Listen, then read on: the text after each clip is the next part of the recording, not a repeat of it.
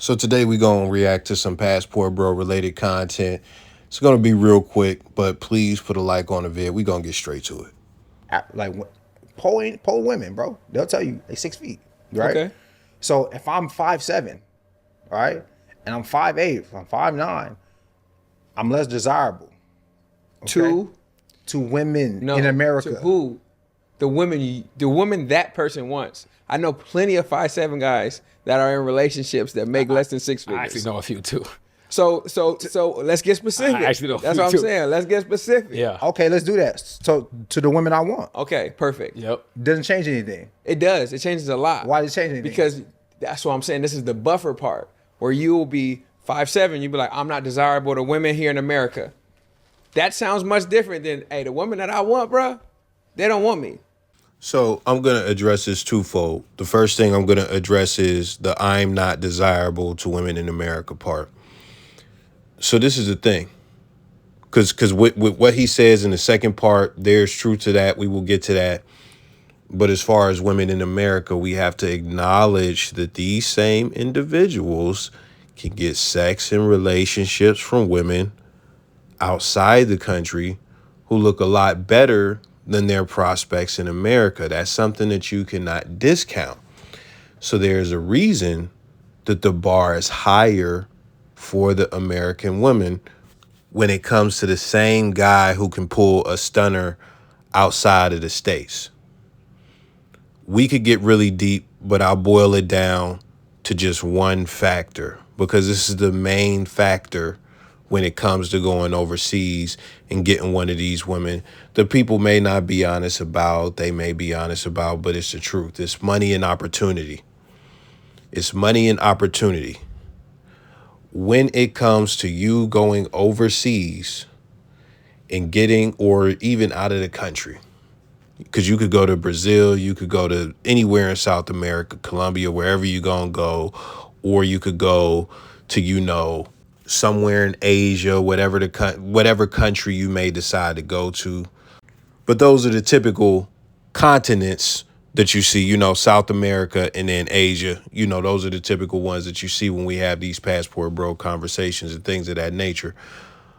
But when you look at that, you're going to usually impoverished countries where the dollar could save like a whole village, and it could really revolutionize a woman's life and stuff like that. And even you being an American citizen, being able to get them back here, that is something amazing.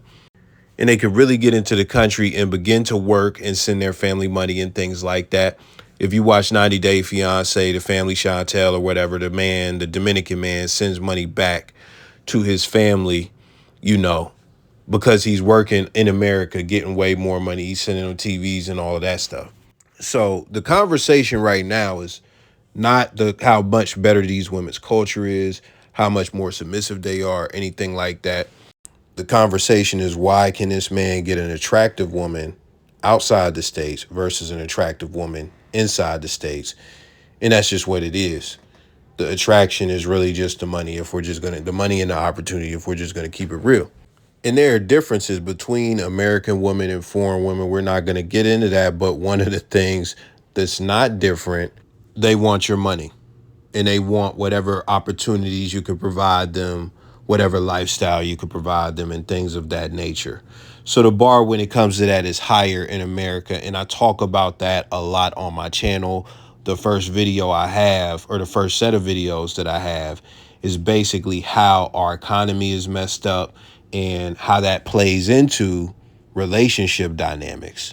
But let's discuss his second point, the women I want don't want me. The thing that I always say is, when it comes to men, we don't have the luxury or opportunity to have the delusion that women have, because even if you are my 600-pound life, you are getting dudes in your DMs. People want to mess with you and all that stuff. And the guys have to pursue you. They're going to get at you. So no matter what type of chick we talking about, somebody is getting at a chick, inflating their ego. And don't let them be a 7, 8, anything in that ballpark or above. The attention is definitely going to go crazy. We don't have that going on because we have to pursue women. So The fact that we have to pursue women, we know exactly where our standing is. We don't even have the same types of brains that they do, but we know, most of us know exactly where we stand when it comes to women.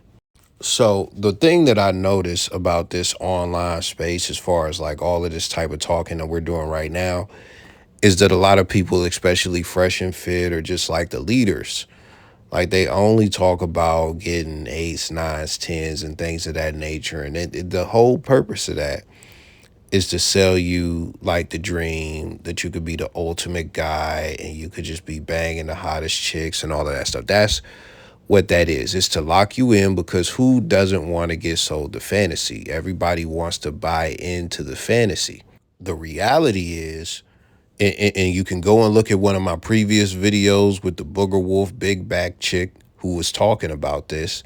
When you look at guys who are tens, eights, sevens, all of that, some of the upper guys, they're still going to mess with the fives, the sixes, the sevens, even some of the fours.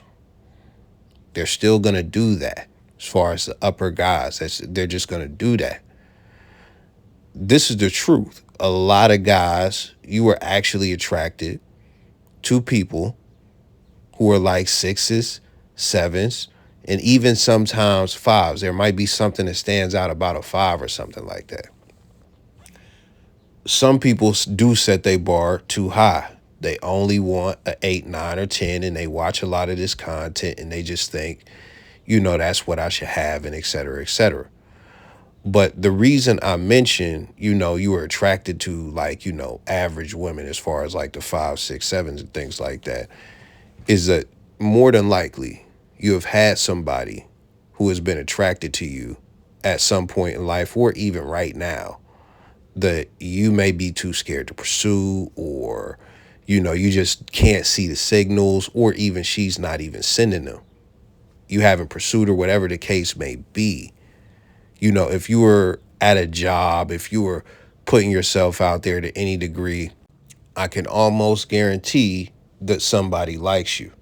Somebody likes you. Now, if you like that person or not, that's one thing. And where they land on the scale, whether they are a 2, a 7, a 10, whatever the case may be, that varies, it differs, and I understand it. And even then, some of the women that I deal with this on occasion, some of the women I'm dealing with it right now, some of the women that are attracted to you, you are not attracted to them. So it is one thing to you have to really take analysis of your life and really analyze it, like, are there people that like me that I'm overlooking? Now, after that, I'm going to be honest. If you got a 1, 2, 3, and possibly even a 4 in your book that's attracted to you or something like that, that's not really, for most of us, that's not really going to be an option that we would even consider, because that goes with the last thing that I said, somebody that you don't like. And even then, if you want to be honest, the majority of women in America, because it's like so many women in America, like so many, most of them aren't 1s, 2s, 3s, and 4s. Most of them are. That's why 6 or 7 is the average. You could go anywhere outside right now, you're going to see 6s and 7s. Like, you're going to see 60. Like, that's just what it's going to be. You're going to see a bunch of those everywhere. So if you see a bunch of those, and that's the majority, like 5, 6, 7, you throw some ace in there and stuff like that. Like, if you're not attractive to the people within that bracket, I think it is safe to say the women in America aren't attracted to me, because at that point you have two choices. You either figure out a way to step it up so that they can be attracted to you, or you date women that you clearly have like the most minimal attraction to, which is ridiculous. So that is not an option. And this is the thing.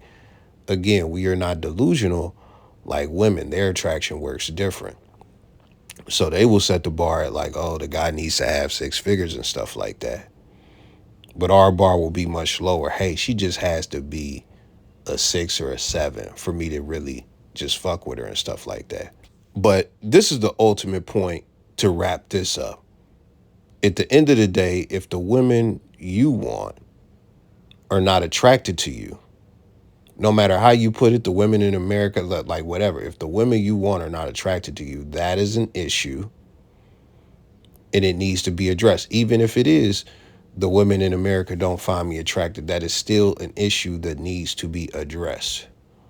And no matter how you cut it, which side you look at, it's an issue that needs to be addressed. And it's going to be addressed in a similar fashion. You're either going to address it domestically or internationally. That's the only two ways to really do it. So it still lands in a very similar place. When we say, hey, Passport Bros is lit, right? Yep. Instead of saying like, hey, yo, I wasn't able to find a woman that liked me. For the women that I like, I wasn't able to find them until I went here. That's different than saying, hey, yo, the women in America ain't it. Y'all should do. That's different. Yeah, and I think now you bringing them in to have an opinion on it. And I think the way I'm speaking about it is one way, but I think the conversation does happen like that. I think it does happen like that as well. Hey, so men are on the front lines going overseas and they're coming back like, yo, women in America are trash. Is that essentially that's what the narrative is. That's what the narrative is. Yeah, but that's what I'm saying. That's what the narrative is. So like, I have no problem with you saying like, hey, yo, I'm observing. I want love. I'm not finding the women that I want. I'm going to go find it over there. I'm going to go find it over there. I don't care. You know what? Matter of fact, let me spin the globe by Ethiopia. I'm headed straight there, right? I have no problem with you doing that. Yep. But when you say, hey, the women here are way better than the women here, you are now allowing the women here to have an opinion on what you're doing. I mean, that sounds good from a mature standpoint and stuff like that. Oh, yeah, you know, if we say something about the women here, they're going to have the ability to have an opinion. But this is the truth.